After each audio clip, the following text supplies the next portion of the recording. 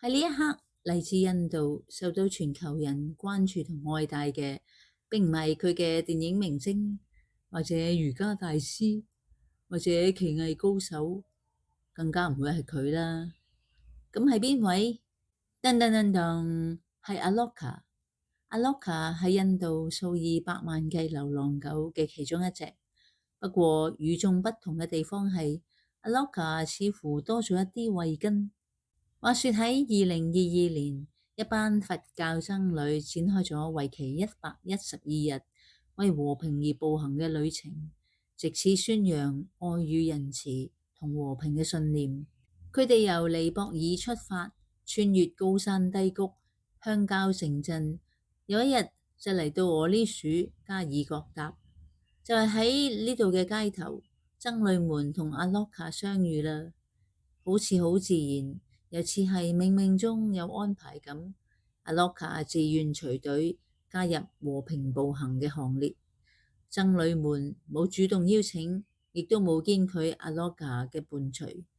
就係喺旅途上，大家一齊經歷飢餐露宿、沙塵撲撲、風寒疲憊引致嘅疾病，甚至俾車撞傷，搞到阿洛卡死咁滯。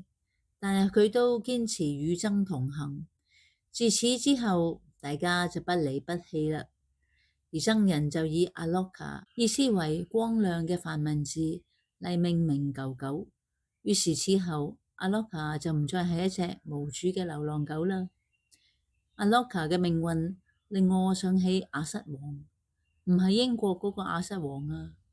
嗱，故事係咁的。話說喺2014年喺南美洲國家厄瓜多爾舉行嘅世界越野探險賽中，其中一個參賽隊伍瑞典4人組嘅組長 Michael 喺比賽途中，出於憐憫之心，將肉丸罐頭餵俾一隻流浪狗，而狗狗之後就一路緊隨，無論係攀山越嶺，亦或係身陷泥沼，或者喺激流之中翻滾，狗狗都絕無褪軚。Michael 覺得狗狗忠誠如亞瑟王，於是就將佢命名為 Arthur the King。比賽結束後，Michael 唔捨得同亞瑟王分手，畢竟大家都建立咗同舟共濟、共赴艱險嘅情誼。而且想到亞瑟王要繼續過住流浪嘅生活，於心何忍呢？於是經過多方奔走、協調同籌募資金之後，佢卒之成功將亞瑟王帶到去瑞典老家，與妻女同過幸福快樂嘅日子。Happy ending 真係令人開懷。呢個美好嘅故事後嚟更加拍成電影添。好啦，話又說回到僧人同阿洛卡。喺2025年，僧侶們決定進行第二次嘅 Walk for Peace。日期係2025年10月26號起步。係啊，旅程已經開始咗啦。而地點呢？